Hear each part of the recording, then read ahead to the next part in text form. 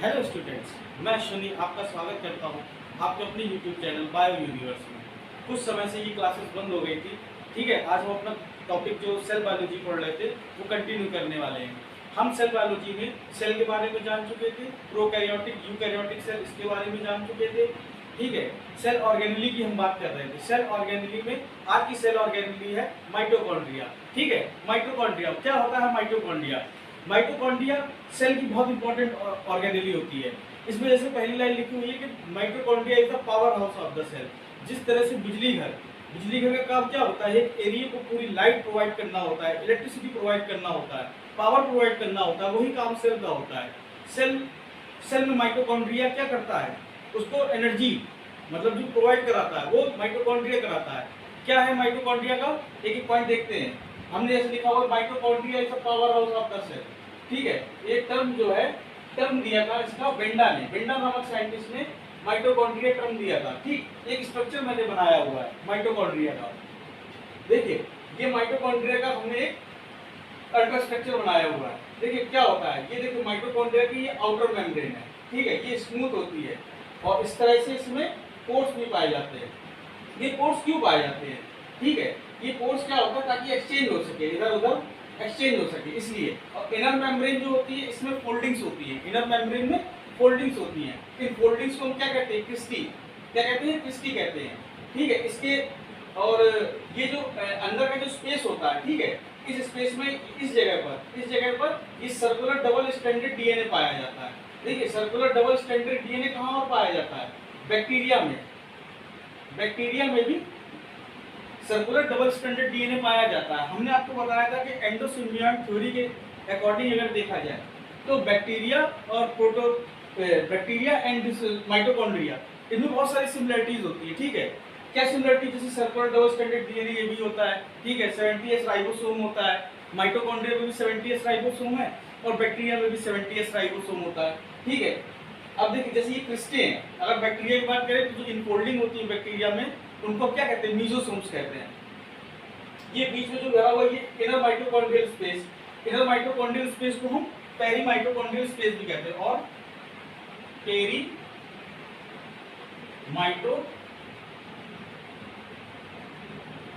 Mitochondrial space भी बोलते हैं इसको।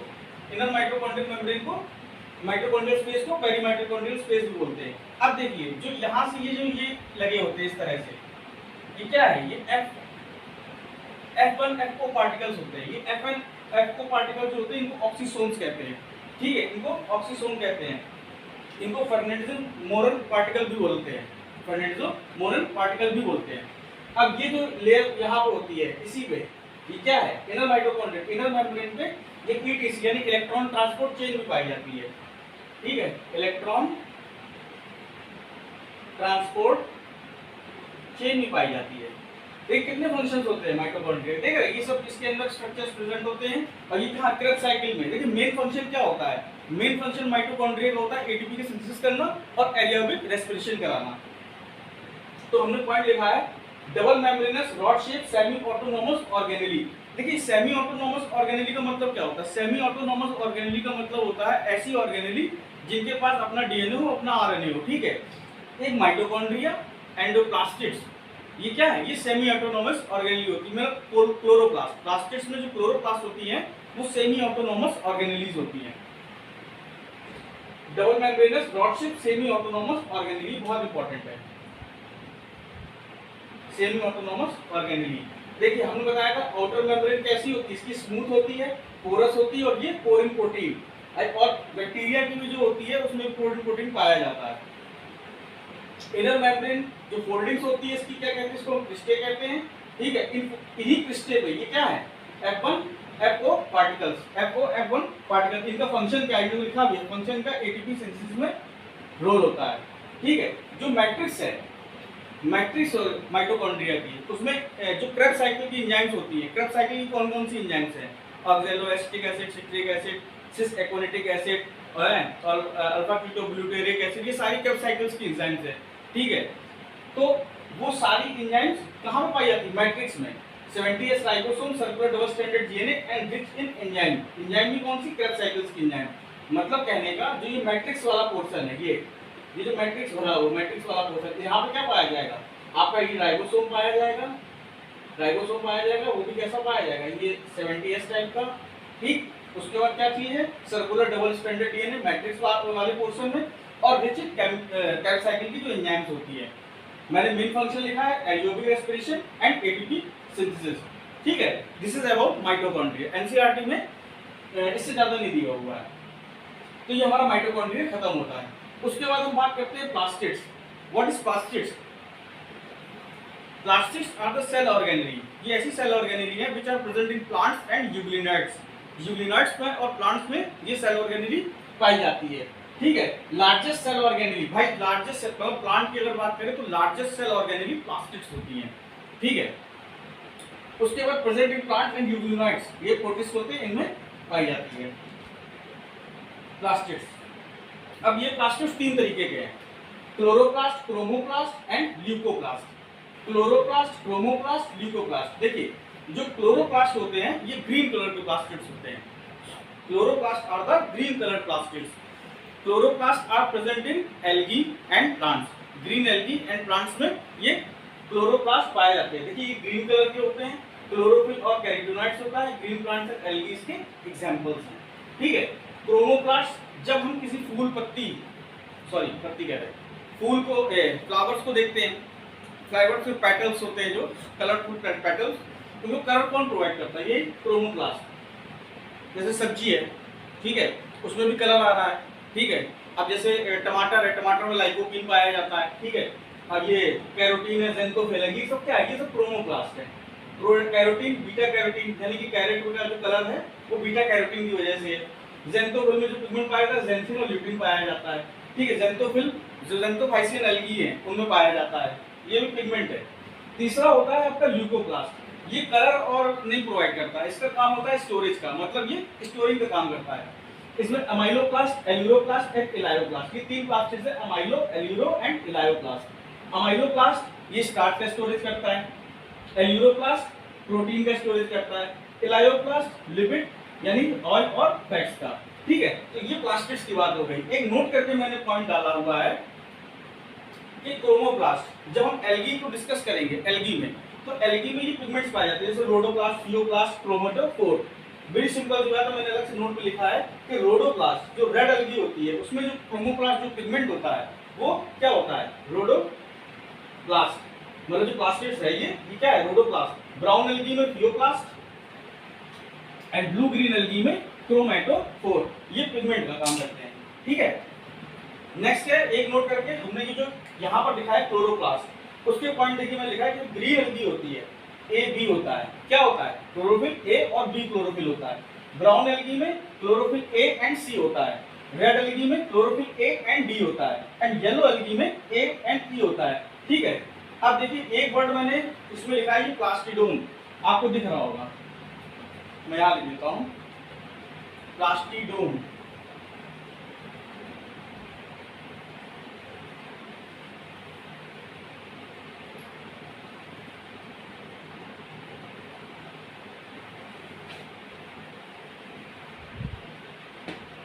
देखिए ये एक शब्द है प्लास्टिडोम। देखिए, जब हम क्लोरोप्लास्ट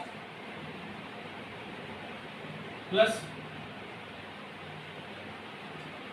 क्रोमोप्लास्ट प्लस ल्यूकोप्लास्ट, जब तीनों का सम करके बात करते हैं, sum of all these three, sum of all these three, तो क्या कहते हैं इसको? इसको कहते हैं प्लास्टिडोम। Okay, got it? तो ये हो गया हमारा प्लास्टिड्स की बात।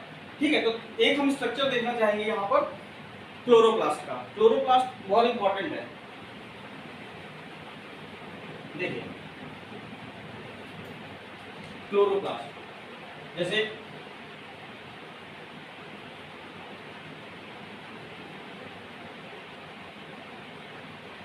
ये देखिए इस तरह से ये स्टैक्स होते हैं, ये ग्रेनम होता है।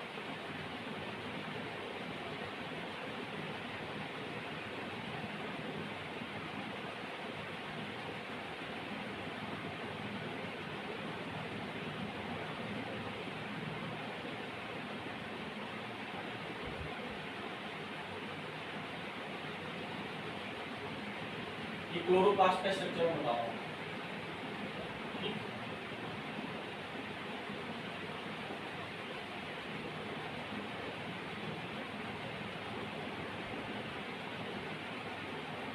देखिए जो क्लोरोप्लास्ट होता है, क्लोरोप्लास्ट आप लोग को पता है भाई प्लांट्स में पाया जाता है, ठीक है। ये ग्रीन कलर का प्लास्टिड्स होता है। तो क्लोरोप्लास्ट का क्या काम है भाई, फोटोसिंथेसिस में बहुत इंपॉर्टेंट है, क्लोरोफिल इसी में तो प्रेजेंट होता है। देखिए ये जो स्टैक जैसे कॉइन के जैसे स्टैक दिख रहे हैं बने हुए हैं, ठीक है। ये ठीक है, एक को हम ग्रेनम बोलते हैं, एक को क्या बोलते हैं, ग्रेनम, ठीक है। जैसे पूरे एक साथ बोलेंगे ये थाइलाकॉइड, ठीक है। ये क्या है, स्ट्रोमा, और ये क्या है, ये stromal lamellae, stromal lamellae. Stromal lamellae का काम क्या होता है, ये ऐसे इनको अटैच करने का काम करता है। कौन करता है, स्ट्रोमल लैमेली, ठीक है। अब देखिए इसमें भी ये सेमी ऑटोनोमस ऑर्गेनेली ये भी होती है, ये भी क्या है, सेमी ऑटोनोमस ऑर्गेनेली है। इसका भी अपना डीएनए अपना आरएनए, ठीक है। तो ये सेमी ऑटोनोमस ऑर्गेनेली होती है। चलिए अब इसके आगे नेक्स्ट स्लाइड की बात करते हैं हम लोग। तो अब बात करते हैं हम लोग क्लोरोप्लास्ट की, ठीक है। अब देखिए क्लोरोप्लास्ट हम लोग कहाँ पाया जाता है, प्लांट्स में पाया जाता है, ठीक है। इसमें क्लोरोफिल प्रेजेंट होता है, ग्रीन कलर का पिगमेंट होता है क्लोरोफिल, ठीक है, वो क्लोरोप्लास्ट में पाया जाता है। एल्गी वगैरह में भी हमने क्लोरोप्लास्ट की इंपॉर्टेंस को देखा है, क्योंकि वहाँ पे फोटोसिंथेसिस की जरूरत होती है। क्लोरोप्लास्ट का जो मेन फंक्शंस है वो हम लोग जब फोटोसिंथेसिस को डिस्कस करेंगे तो वहाँ पे क्लोरोप्लास्ट का क्या होता है, कैसे लाइट रिएक्शन, कौन सी रिएक्शन, लाइट रिएक्शन कहाँ होती है, डार्क रिएक्शन कहाँ होती है, ठीक है। तो जैसे लाइट रिएक्शन ग्रेनम में होती है, डार्क रिएक्शन स्ट्रोमा में होती है, वो ब्लैकमेल्स डार्क रिएक्शन क्या है, ठीक है। एटीपी का क्या कहते हैं, एनएडीपी का क्या यूज होता है, जब हम फोटोसिंथेसिस डिस्कस करेंगे तो वहाँ पर बात करेंगे। थोड़ा सा हम जो सेल के लेवल पे क्लोरोप्लास्ट है, प्लास्टिड्स में उसको देख लेते हैं कि ग्रीन कलर का प्लास्टिड जो होता है क्लोरोफिल कंटेन करता है, ठीक है, लिटिल अमाउंट ऑफ ज़ेंथोफिल। और फिर ज़ेंथोफिल और कैरोटीन ऐसा नहीं कि बिल्कुल एब्सेंट होता है, ज़ेंथोफिल और कैरोटीन लेस अमाउंट में पाया जाता है, ठीक है। ये हो गई क्लोरोप्लास्ट की बात। अब बात करते हैं राइबोसोम की। देखिए राइबोसोम क्या होता है, ribosome are the protein factory, ठीक है। Who responsible for the synthesis of protein, ribosome are responsible for the synthesis of protein. मतलब मैक्सिमम अमाउंट ऑफ सेल में प्रोटीन की सिंथेसिस कौन करता है, राइबोसोम करता है। Small amount of protein are also synthesised from endoplasmic reticulum. Endoplasmic reticulum में भी गोल्गी बॉडी में प्रोटीन का सिंथेसिस होता है, क्योंकि पैकेजिंग वगैरह का काम होता है, वहां पे भी थोड़ी बहुत प्रोटीन का सिंथेसिस होता है। अब राइबोसोम को पहली बार डिस्कवर किया था पैलेट नामक साइंटिस्ट ने इसको डिस्कवर किया था। They are the granular structure found attached to the surface. देखिए जो राइबोसोम होता है कई जगह पाया जाता है, जैसे कोई सेल है, ये कोई सेल है, ठीक है,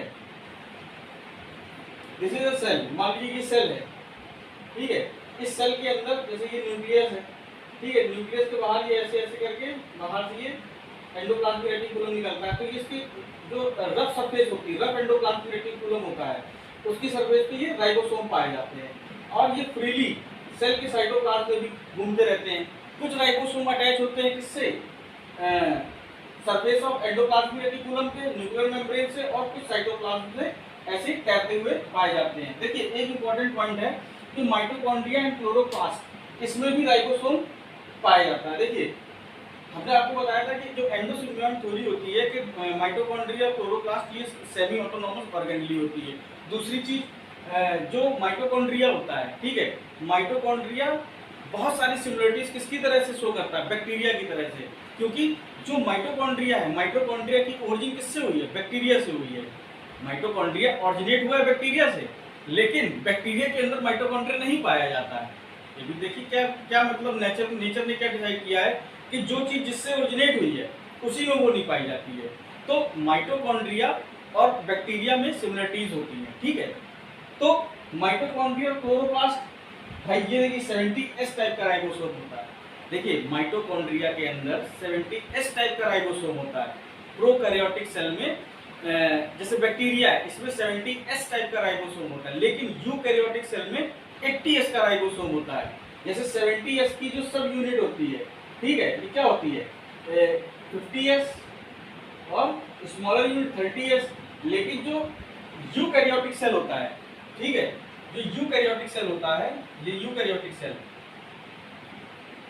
उसमें 80S का राइबोसोम होता है और बिगर यूनिट 60S और स्मॉलर यूनिट 40S। ये ऐसे ही तो होता है।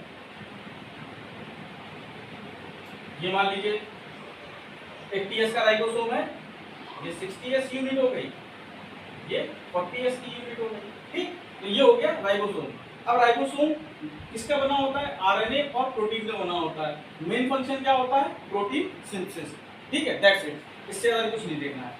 अब बात करते हैं हम साइटोस्केलेटन की।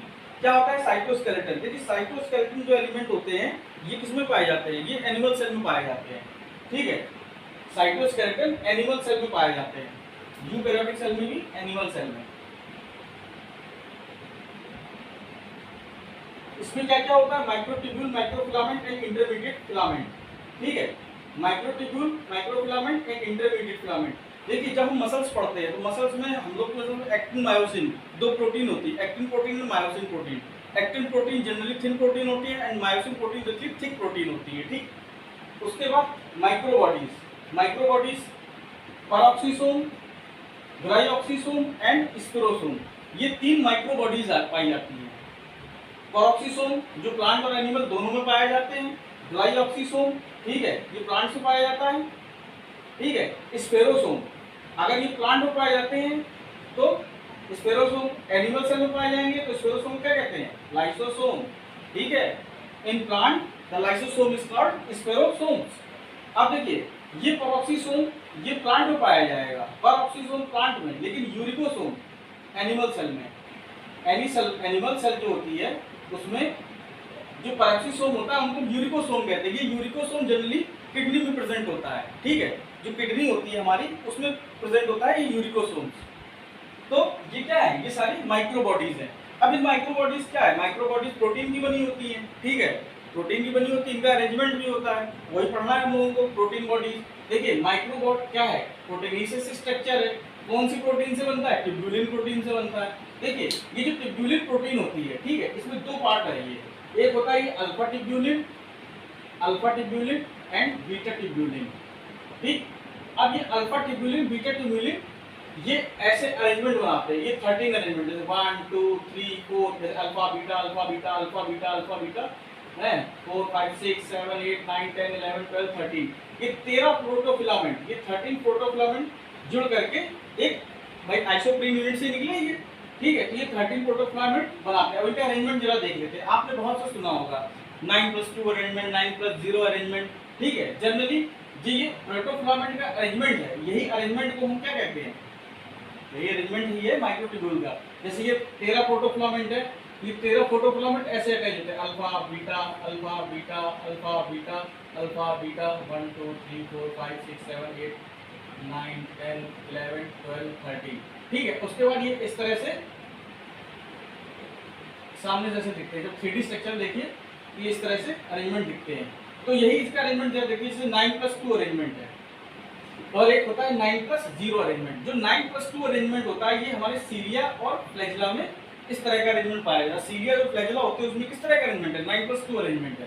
अब इसमें जो 9+2 होता है ये 9 डबलेट होता है और 2 सिंगलेट। यहाँ पे 9+0 में 9 ट्रिपलेट होता है और ये नथिंग, कुछ नहीं होता है। ये सेंट्रियोल और बेसल बॉडी में कैसा अरेंजमेंट होता है? 9+0 होता है। देखिए जरा समझिए, जैसे ये माइक्रोट्यूब्यूल है, ठीक है, जैसे माइक्रोट्यूब्यूल है, जैसे सिंगलेट की बात करें तो ये एक सिंगलेट हो गया ऐसे। डबलेट की बात करें भाई 2 बना देंगे हम, एक ये है एक ये हो गया। ट्रिपलेट की बात करेंगे, एक ये हो गया एक ये हो गया एक ये हो गया, 3 हो गए। अब देखिए इसमें क्या है, एक माइक्रोट्यूब्यूल वो भी क्या है? एक कंप्लीट माइक्रोट्यूब्यूल है, ये कंप्लीट है। इसमें एक कंप्लीट है एक इनकम्प्लीट है, इसमें एक कंप्लीट है और 2 इनकम्प्लीट है, 2 इनकम्प्लीट है, ठीक। ये ध्यान रखिएगा। अब देखिए 9+2 का अरेंजमेंट इसमें दिखाया गया है।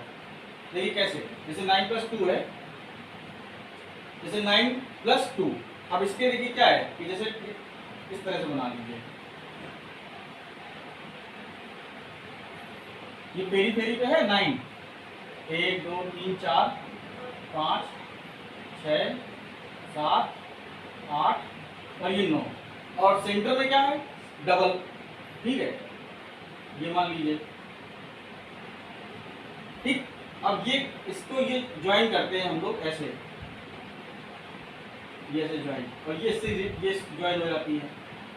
ठीक है, तो ये 9 रेडियल स्पोक्स हो गई। ये क्या हो गई, 9 रेडियल स्पोक्स। और ये क्या है, ये इंटरलिंकर ब्रिज, ये इंटरलिंकर ब्रिज फॉर्म करती हैं। देख लीजिए एक बार। ठीक है, 9 रेडियल स्पोक्स एनिमल सेल में ये होता है इंटरलिंकर, ये ब्रिज है। इंटरलिंकर या इसको इंटर ट्रिपलेट ब्रिज मान लीजिए, ये inter doublet inter triplet bridge. ठीक, ये कहानी हो गई आपकी इसकी। अब इसमें बात करेंगे। अब ये देखिए 9 क्या है, 9 ट्रिपलेट, 1 2 3 4 5 6 7 8 9 भाई। अब इसमें क्या है, इसमें ये डबलेट वाली है, ये सिंगलेट वाली है, एक ट्रिपलेट वाली है। अब देखिए यहाँ सेंटर पे ये रेडियल स्पोक्स नहीं आएंगी। क्यों नहीं आएंगी, क्योंकि सेंटर में क्या है, 0 है। भाई सेंट्रियोल और बेसल बॉडी में क्या सिस्टम है, यही सिस्टम तो है 9 + 0 का।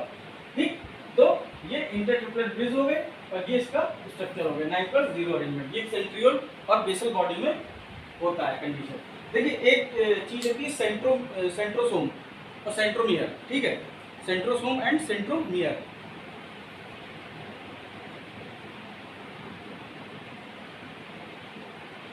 आज आपका सेल जितना बचा हुआ है आज सब खत्म करेंगे।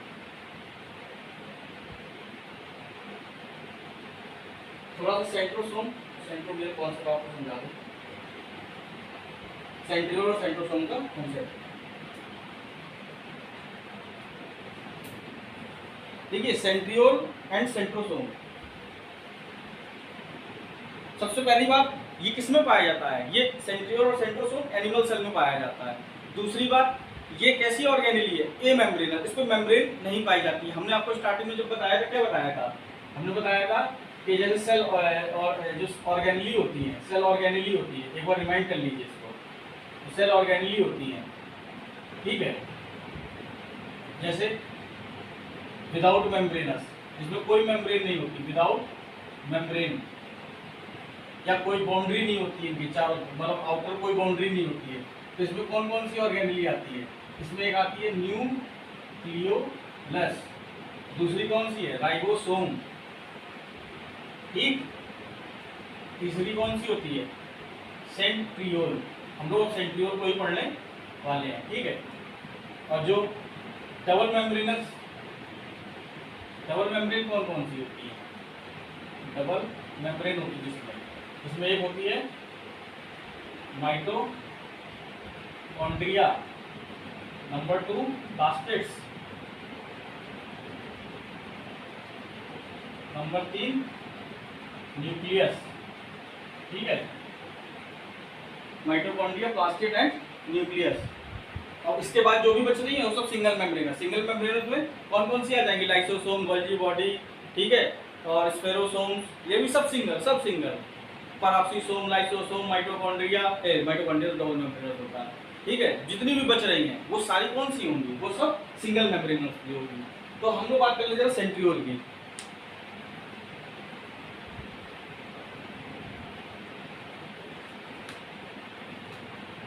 सेंट्रियोल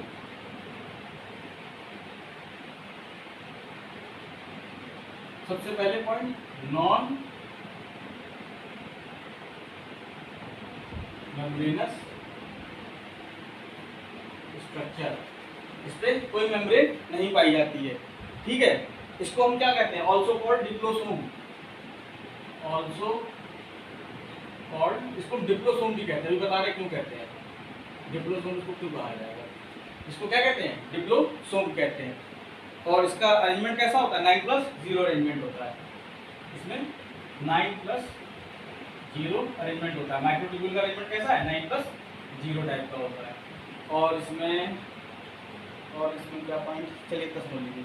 देखिए हम सेंट्रोल बात करते हैं। जैसे जब हम सेल डिवीजन अभी आपको डिस्कस करेंगे, जो सेल का डिवीजन होता है, ठीक है, तो जब मेटाफेज की स्टेज निकल जाती है, तो जैसे मेटाफेज का क्या होता है, टीलोफेज में एक सेंटर में इधर जाता है, इधर जाता है, ऐसे ऐसे सेपरेशन होने लगता है, ठीक है।